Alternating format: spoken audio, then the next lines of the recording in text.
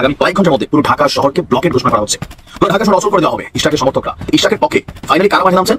এই ঢাকা দক্ষিণ সিটি কর্পোরেশনের যারা কর্মকর্তারা আছেন তারাও কিন্তু তার পক্ষে আজকে কি বলা হয় একাত্মতা ঘোষণা করেছেন। সেনা প্রধানকে আসলে একটা শক্ত অবস্থান নিতেই হবে, কারণ তার হাতে সময় কমে আসছে। জুলাই ঘোষণাপত্র আসছে, সংবিধান বাতিল হচ্ছে, রাজপথের সংবিধান বাতিল করে ফেললে ইউনূসকে তিন সেনাপ্রধান 2 দিনের একটা আলটিমেটাম দিয়ে এসেছে। 2 থেকে 3 দিনের আলটিমেটাম দিয়েছে। তার মধ্যে আইনশৃঙ্খলা পরিস্থিতি এবং দেশের সমস্ত যে অস্থিতিশীল পরিস্থিতি সেটাকে শান্ত করার বিষয়ে তাকে আলটিমেটাম দিয়েছে। অন্যথায় তিন বাহিনী প্রধান বা সেনাপ্রধানরা অন্য কোনো ব্যবস্থা নেবেন। বাংলাদেশের অন্তর্বর্তীকালীন সরকারের যিনি প্রধান উপদেষ্টা হচ্ছেন এই বিভিন্ন কারণে সেফ এক্সিট নিয়ে আরেকটি পরিকল্পনা হচ্ছে।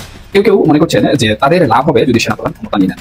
এখন তাদের লাভের কারণে যদি বাংলাদেশে একটি সেনা শাসন চলে আসে তাহলে কিন্তু যমুনাতে আবার আরেকটা আন্দোলন দানা বেঁধেছে। এদিকে গতকালকে প্রধান উপদেষ্টা সেনা প্রধানের সঙ্গে গুরুত্বপূর্ণ বৈঠক করেছেন, তিন বাহিনী প্রধানের সঙ্গে বৈঠক করেছেন। কি হচ্ছে, কি হবে আজকের পরে?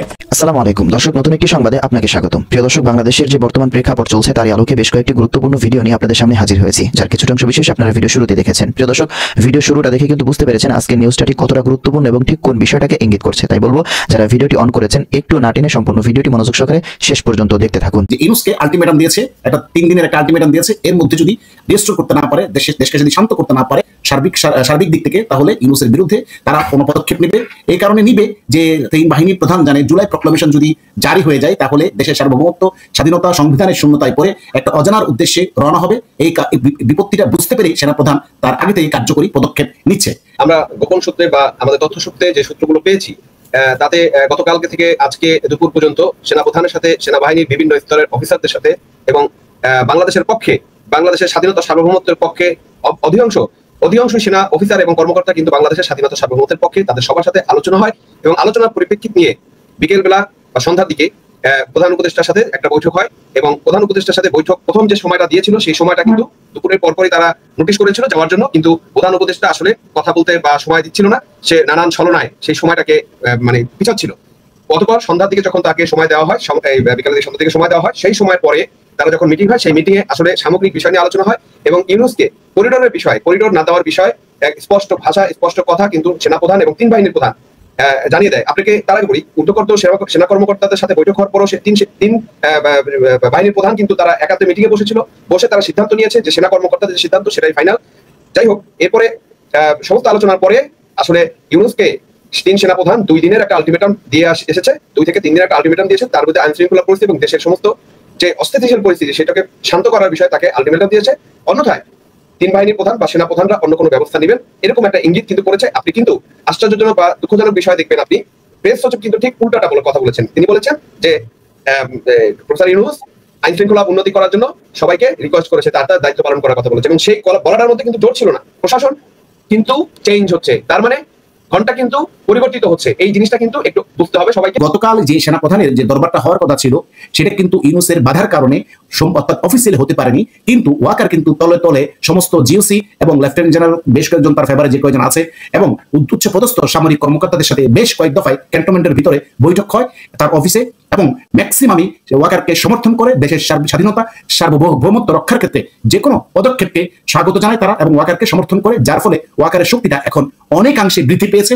এর ফলশ্রুতিতেই আজকে ইউনূসের সাথে বৈঠক করার জন্য তিন বাহিনীর প্রধান, সেক্ষেত্রে আপনি যেমনটা বলছিলেন অনেকটা ইউনূসের সাথে জোর করেই বৈঠক করেছে। একটা লড়াই চলছে। উপদেষ্টা আসিফ বর্তমান সরকার বনাম বিএনপি বা জনগণের অধিকার, যেখানে আদালত থেকে একটা রায় হয়ে গেছে, নির্বাচন কমিশন থেকে প্রজ্ঞাপন জারি হয়েছে, তারপরেও কোন আইনের বলে বা কোন সমস্যা দেখিয়ে ইশরাককে মেয়র পদে বসতে দেওয়া হচ্ছে না। এ নিয়ে দুইজনই, উপদেষ্টা আসিফ এবং মেয়র ইশরাক, দুজনই দুইটা বক্তব্য দিয়েছেন। কার বক্তব্যটা সঠিক?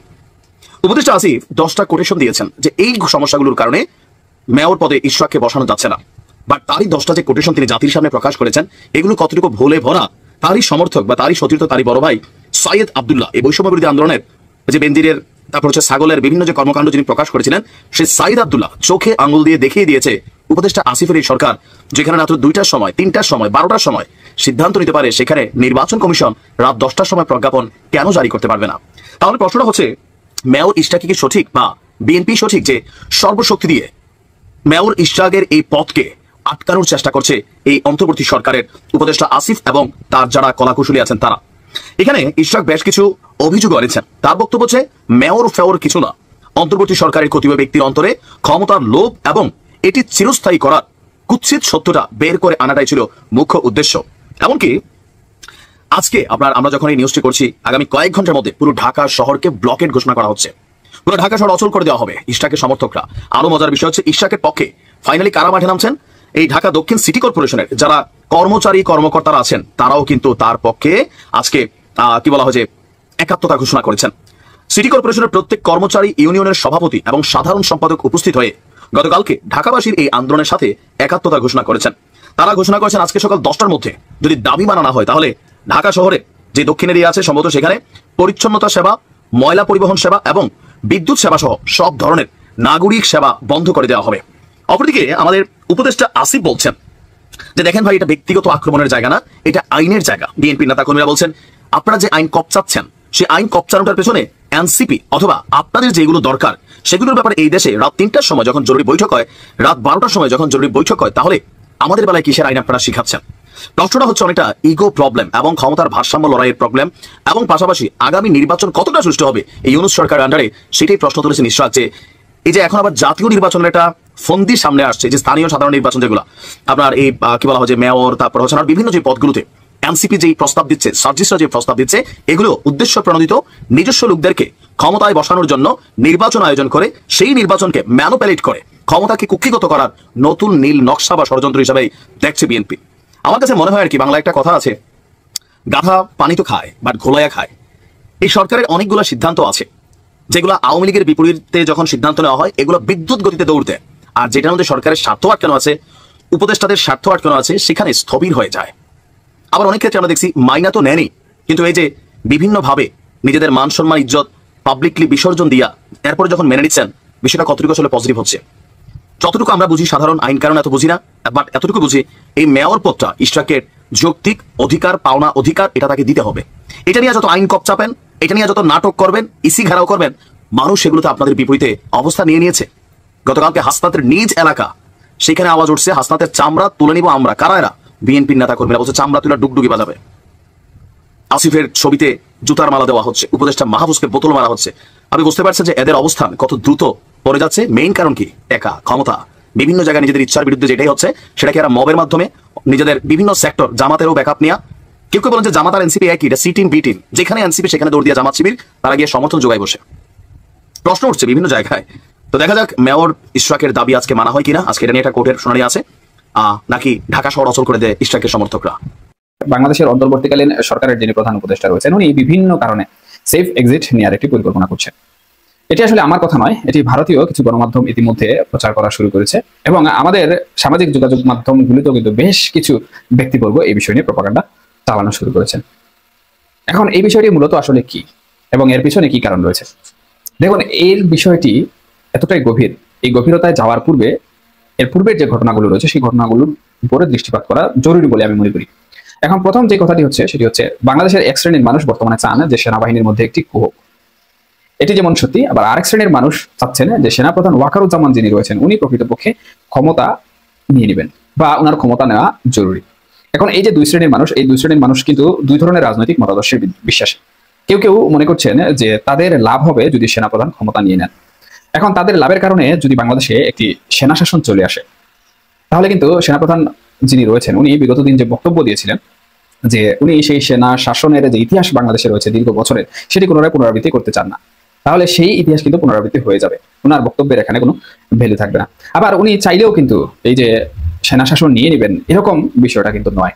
সেনা শাসনে যাওয়ার পূর্বে কিন্তু ক্যান্টনমেন্টের যে বিষয়গুলো রয়েছে, সেনাবাহিনীর অভ্যন্তরীণ যে বিষয়বস্তুগুলো রয়েছে, সেই বিষয়বস্তুগুলোকে প্রকৃতপক্ষে এক পক্ষে নিয়ে আসতে হবে। এখানে যদি এক পক্ষ না আসে তাহলে দেখা যাচ্ছে যে সেনাবাহিনীর মধ্যে বিদ্রোহ হয়ে যেতে পারে এবং ক্যান্টনমেন্টের মধ্যে যদি বিদ্রোহ সৃষ্টি হয় তাহলে কিন্তু আমরা দেখতে পাচ্ছি বর্তমানে মায়ানমারের যে পরিস্থিতি, সেই ধরনের একটি পরিস্থিতি তৈরি হতে কিন্তু সময় লাগবে না। আর সেনাবাহিনী বাংলাদেশে বর্তমানে যে দায়িত্বশীল ভূমিকা পালন করছে সেটি যদি কোনোভাবে বিঘ্নিত হয়, ধরুন সেনাবাহিনীর মধ্যে কোনো ধরনের গ্যাঞ্জাম হয়ে গেল, গ্যাদারিং হয়ে গেল এই বিষয়টি নিয়ে, বা সেনাপ্রধানের সেনা ক্ষমতা নেওয়া নিয়ে, সেনা শাসন নিয়ে এক ধরনের গ্যাঞ্জাম হয়ে গেল, সেই গ্যাঞ্জাম হওয়ার পর আসলে বাংলাদেশের যে স্থিতিশীল অবস্থা, সেই স্থিতিশীল অবস্থা কিন্তু আরো নড়বড়ে হয়ে যাবে। কারণ সেনাবাহিনীর মধ্যে এক ধরনের বিশৃঙ্খলা দেখা দেয়া মানেই কিন্তু বাংলাদেশে এক ধরনের গৃহযুদ্ধ তৈরি হয়ে যাবে। এখন অনেকেই বিভিন্ন ধরনের কর্মকাণ্ড, বিভিন্ন ধরনের কাজকর্ম করতে ভয় পাচ্ছে। ভয়ের পিছনের অন্যতম কারণ হচ্ছে বাংলাদেশ সেনাবাহিনী। কারণ বাংলাদেশ সেনাবাহিনী কিন্তু বাংলাদেশকে স্থিতিশীল রাখার জন্য বিভিন্ন ধরনের কর্মপরিকল্পনা, কর্মযোগ্য চালিয়ে যাচ্ছে। এখন হঠাৎ করে যদি সেনা সদরে এরকম 2-3টি গ্রুপের মধ্যে আমরা দেখেছি বিডিআর বিদ্রোহ, আমি এখানে বিদ্রোহ বলবো না, তবে তর্কের খাতিরে আমি বলতে হচ্ছে যে যদি এই ধরনের সেনা বিদ্রোহ সৃষ্টি হয় পক্ষে বিপক্ষে, অর্থাৎ কেউ চাচ্ছেন ওয়াকারুজ্জামান বা সেনা প্রধান যিনি রয়েছেন উনি ক্ষমতা নিয়ে নেন, আবার কেউ চাচ্ছেন না এই বিষয়টি। এগুলো নিয়ে দ্বন্দ্বের সৃষ্টি হলে, বিদ্রোহের সৃষ্টি হলে কিন্তু বাংলাদেশের পরিস্থিতি গৃহযুদ্ধ থেকে কম হবে না। সুতরাং এই বিষয়টিও কিন্তু আসলে খুব একটা সহজ নয়। যদি সহজ হতো তাহলে আমি মনে করছি যে কেউ কখনো ক্ষমতার যে লোভ রয়েছে সেই লোভ কিন্তু সামাল দিতে পারে না। সে যতই দেশপ্রেমিক হোক, যতই মহান হোক, যদি কখনো সুযোগ আসে দেশ পরিচালনা করার, দেশের প্রধান হওয়ার, সে সেই বিষয়টি লুফে নেয়। এটি বললাম শুধুমাত্র তর্কের খাতিরে। এখানে আমি বলছি না যে সেনাপ্রধান এরকম লোভী ব্যক্তি বা সেনাপ্রধান ক্ষমতা নেওয়ার জন্য উৎফুল্ল হয়ে আছেন। এটি শুধুমাত্র আমাদের অতীত ইতিহাস থেকে পাওয়া তথ্যপত্রের ভিত্তিতে আমি বললাম। যাই হোক, এখন যারা আসলে চাচ্ছেন যে সেনাবাহিনীর মধ্যে এক ধরনের বিভেদ সৃষ্টি হোক বা এই যে দ্বন্দ্ব, সেই দ্বন্দ্ব সৃষ্টি হোক, এখন যারা চাচ্ছেন এই দ্বন্দ্ব সৃষ্টি হোক তাদের আসলে প্রকৃতপক্ষে এখানে কি ফায়দা? দেখুন, বাংলাদেশের অন্তর্বর্তীকালীন সরকার দেশ পরিচালনা করছে, কিন্তু এখানে অন্তর্বর্তীকালীন সরকার দেশ পরিচালনা করলেও অন্তর্বর্তীকালীন সরকারের কাছে কিন্তু সুপ্রিম ক্ষমতা নেই বা সুপ্রিম অথরিটি নেই। এটি আপনারা বিভিন্ন বিষয় অবজার্ভ করলে দেখতে পাবেন। আমি সব বিষয় এখানে খুলাসা করছি না, খুলাসা করতে গেলে অনেক সময় লাগবে।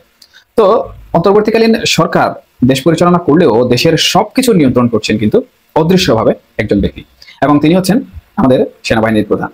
এবং ওনার নিয়ন্ত্রণাধীন দেশ থাকার কারণে কিন্তু দেশে বর্তমানে অনেকটাই শান্ত অবস্থা বিরাজ করছে। এবং আমরা দেখতে পাচ্ছি রাজনৈতিক দলগুলো ঠিকঠাক মতো তাদের কর্মসূচি করছে, এমনকি আওয়ামী লীগ নিষিদ্ধ হওয়ার পরেও তাদের কর্মসূচি পরিচালনা করে যেতে পারছে। সুতরাং এই যে স্থিতিশীল অবস্থা, এই স্থিতিশীল অবস্থা কিন্তু যদি একটি সেনাবাহিনীর মধ্যে বিভেদ সৃষ্টি হয়।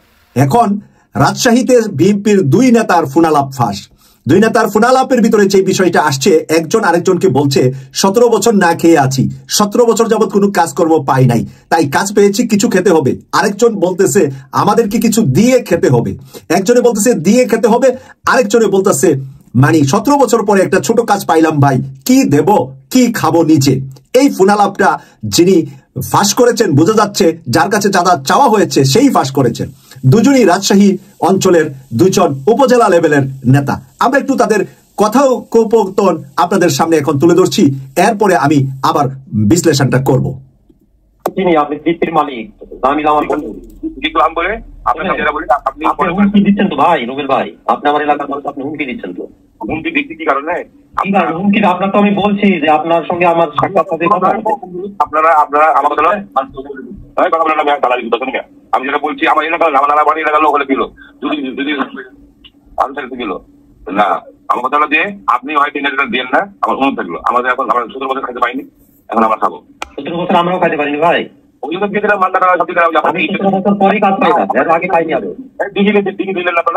আমরা দিঘিলিনি। আপনার রাজশাহী ছেলে পেলেও ভাগ নিয়ে গেছে দিঘি টাকার,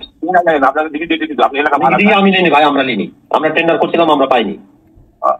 আমি মাস্টার মানুষ তো, এই জন্য আমি বলছি যে আপনি এগুলো করেন না, এই জন্য আমাদের সমস্যা হবে।